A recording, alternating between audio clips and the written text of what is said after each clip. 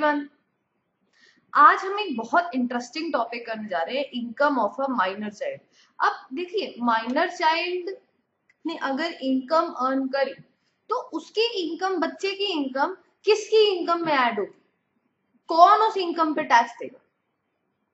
अब एग्जाम्पल लेते हैं। अब ये मिस्टर एक्स है और मिसेज एक्स है, इनका एक बेटा है और उसका नाम हम वाई ले लेते हैं for an example.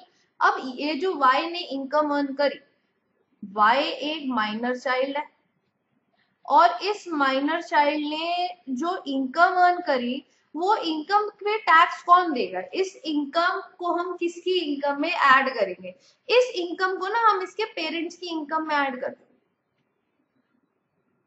Minor child की इनकम हम उसके पेरेंट की इनकम में ऐड कर देंगे। अब सवाल ये होता है कि भाई ये तो इसके दो पेरेंट्स है ना, पापा मम्मी, तो पापा की इनकम में ऐड होगी कि मम्मी की इनकम में ऐड होगी? वो एक बात की बात है, वो हम बाद में समझेंगे। इसके कंडीशंस होते हैं कि भाई किसके इनकम में ऐड होगी और क्या पूरी इनकम ऐड होगी, कोई एग्जेम्पशन नहीं मिलेगी। तो हाँ, एग्जेम्पशन मिलेगी, उसके बारे में भी हम आगे पढ़ेंगे। ठीक है, अभी फिलहाल आप ये समझेंगे कि हम इस सेक्शन, ये सेक्शन का है कौन सा? Basically section 64 subsection 1A of income tax act, income tax act 1961। तो इसका ये सेक्शन 64 सबसेक्शन 1A है जो ये बताता है कि भाई वाई एक माइनर चाइल्ड है, माइनर चाइल्ड की इनकम उसके पेरेंट्स की इनकम में जाके क्लब हो जाएगी। किसकी इनकम में होगी वो हम आगे पढ़ेंगे। अब क्या कोई भी एक्सेप्शन नहीं है इसकी बात, इस बात की भाई कोई भी एक ऐसा केस है जिस केस में ये इनकम ना क्लब होती हो? तो हाँ, ऐसे 3 केसेस हैं, ऐसे 3 एक्सेप्शन हैं। पहला एक्सेप्शन ये है कि भाई सेक्शन 80U में कुछ ना डिसेबिलिटीज मेंशन्ड है। सेक्शन 80U बेसिकली आपको बताता है कि भाई अगर आपको ये डिसेबिलिटी है तो आपको डिडक्शन मिलेगी, है ना। तो वो जो डिसेबिलिटीज लिखी है, सेरेब्रल पाल्सी हो गई और ऑटिज्म हो गई और कुछ और भी मल्टीपल डिसेबिलिटीज हैं, अगर इनमें से कोई माइनर चाइल्ड को डिसेबिलिटी है तो उसकी इनकम क्लब नहीं होगी। फिर से बोलती हूं मैं, सेक्शन 80U आपको बताता है कि अगर किसी भी असेसी को कुछ डिसेबिलिटीज है तो उस केस में उसको कितना डिडक्शन मिलेगा। तो अगर माइनर चाइल्ड को इनमें से कोई डिसेबिलिटी है तो उसकी इनकम क्लब नहीं होगी। ये थी आपकी पहली एक्सेप्शन। दूसरी एक्सेप्शन हो गई कि भाई अगर ये माइनर चाइल्ड जो है वाई, अगर कोई मैनुअल लेबर कर रहा है, मैनुअल लेबर कर रहा है और उससे वो अर्न कर रहा है, मैनुअल लेबर करके उससे अर्न कर रहा है, तो वो भी इनकम इनके पेरेंट्स के इनकम में क्लब नहीं होगी। अच्छा, दूसरी बात, अब भाई वो जो बच्चा है वो गाता है, स्किल है, टैलेंट है, ही लाइक्स सिंगिंग और he likes dancing, he likes painting और ही लाइक्स राइटिंग। तो उसका कोई टैलेंट है, कोई स्पेशलाइज्ड नॉलेज या एक्सपीरियंस है, कोई स्किल है, उसकी एप्लीकेशन से वो मनी अर्न कर रहा है, वो भी इनकम इसके पेरेंट्स में क्लब नहीं होगी। तो activity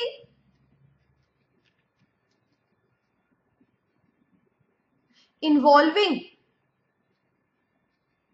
application of skill, knowledge और experience या टैलेंट,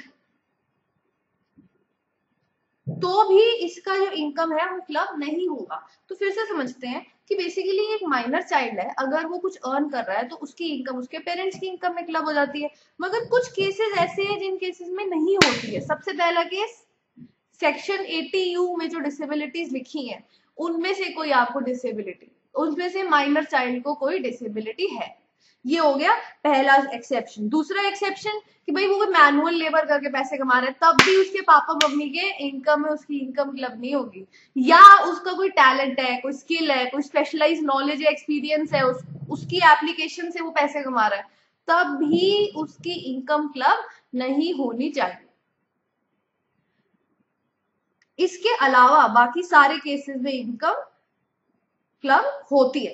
अब देखिए, अब ना 2 केसेस आते हैं। अच्छा पहले ये पढ़ लेते हैं।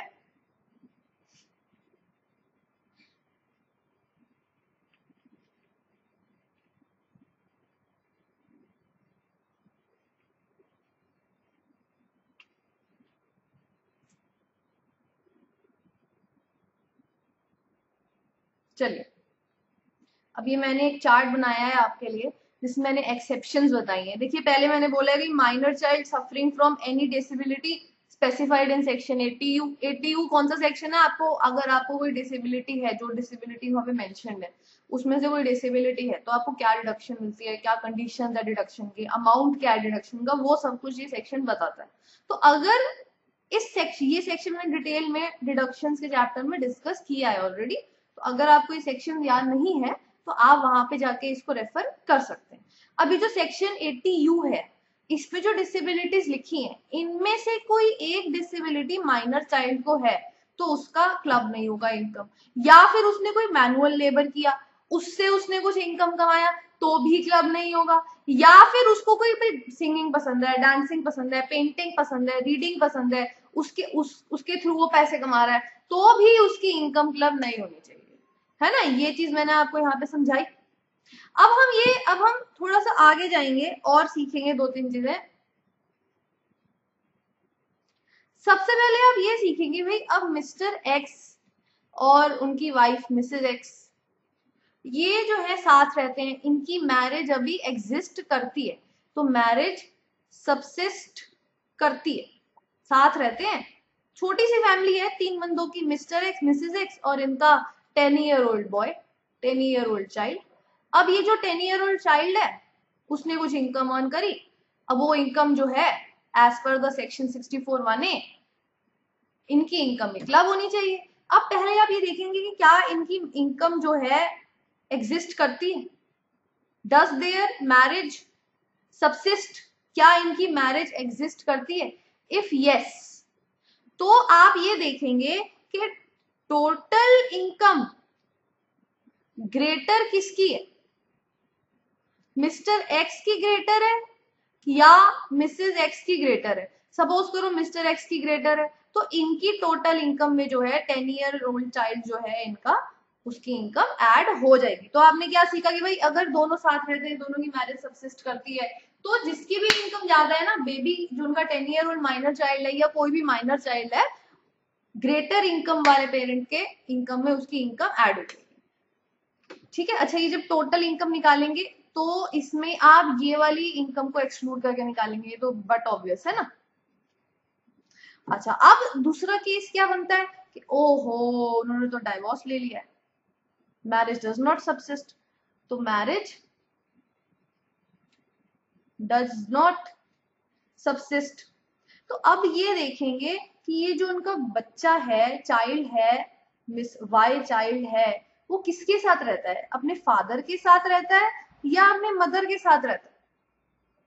अगर वो फादर के साथ रहता है, अगर उसको फादर मेंटेन करते हैं तो इनकम किसके इनकम में क्लब होगी, फादर के इनकम में। अगर मदर मेंटेन करती है तो मदर के इनकम में। मगर ध्यान ये रखना है कि अगर आपने एक बार किसी भी पेरेंट की इनकम में उसकी इनकम को क्लब कर दिया तो फ्यूचर में भी उसी पेरेंट की इनकम में आपको क्लब करना पड़ेगा, आप ऐसे चेंज नहीं कर सकते। फिर से सुनिए कि भाई मैरिज सबसिस्ट करती है, दोनों इकट्ठे रहते हैं अपने चाइल्ड के साथ, तो देखिए भाई किसकी टोटल इनकम ग्रेटर है एक्सक्लूडिंग दिस इनकम। अगर फादर की ग्रेटर है उसमें क्लब कर दो, मदर की ग्रेटर है उसमें क्लब कर दो। अब साथ में ही रहते, डाइवोर्स हो चुका है पेरेंट्स का, तो देखो भाई बच्चे को जो है मेंटेन कौन सा पेरेंट कर रहा है। अगर फादर मेंटेन कर रहे हैं तो फादर में क्लब करो, मदर मेंटेन कर रही है तो मदर में क्लब करो। ठीक है, मगर ये ध्यान रखो कि भाई एक बार आपने जिसकी इनकम में क्लब कर दिया, फ्यूचर में आपको उसी की इनकम में क्लब करना है, सक्सीडिंग ईयर में आपको उसी पेरेंट की इनकम में क्लब करना पड़ेगा। अगर आप चाहते हैं ओहो फादर में चाहते हैं आप ना क्लब करना, पहले मदर में क्लब कर रहे थे, दोनों इकट्ठे नहीं रहते, अब आप फादर में क्लब करना चाहते हैं, तो अगर आप ऐसा चाहते हैं तो आपको असेसिंग ऑफिसर को सेटिस्फाई करना पड़ेगा प्रॉपर रीजंस के साथ। अगर असेसिंग ऑफिसर सेटिस्फाइड है, if the assessing officer is satisfied तभी ये जो है आप चेंज कर सकते हैं। असेसिंग ऑफिसर सेटिस्फाइड होगा, वो आपको अपॉर्चुनिटी ऑफ बीइंग हर्ड देगा पेरेंट को। फिर अगर वो सेटिस्फाइड है कि भाई इनके पास वैलिड रीजन है चेंज करने के लिए, तो वो आपको चेंज करने देगा, अदरवाइज वो नहीं चेंज करने देगा। तो अब मैंने आपको क्या समझाया, ये जो सेक्शन है 3 पार्ट्स में डिस्कस होता है। सबसे पहले तो भाई कि इनकम जो है वो क्लब करने की एक्सेप्शंस क्या है। तो आपने सबसे पहला पार्ट सीखा कि माइनर चाइल्ड की इनकम जो है पेरेंट्स की इनकम में क्लब हो जाती है, और इसके 3 एक्सेप्शंस हैं।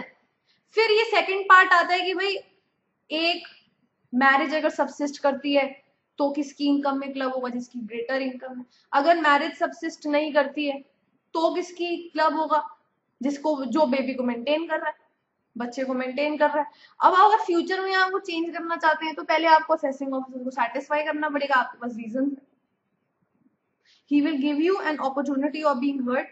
If he is satisfied, then he will let you change the criteria. नहीं तो आप ऐसे चेंज नहीं कर सकते। सक्सीडिंग ईयर में आपको उसी पेरेंट की इनकम में क्लब करना पड़ेगा। अब देखिए नेक्स्ट पार्ट आता है क्या, एग्जेम्पशन। कि माइनर चाइल्ड की इनकम में एग्जेम्पशन क्या मिलता है। ये जो एग्जेम्पशन है वो आपको एक्सप्लेन करता है कौन सा सेक्शन, सेक्शन 10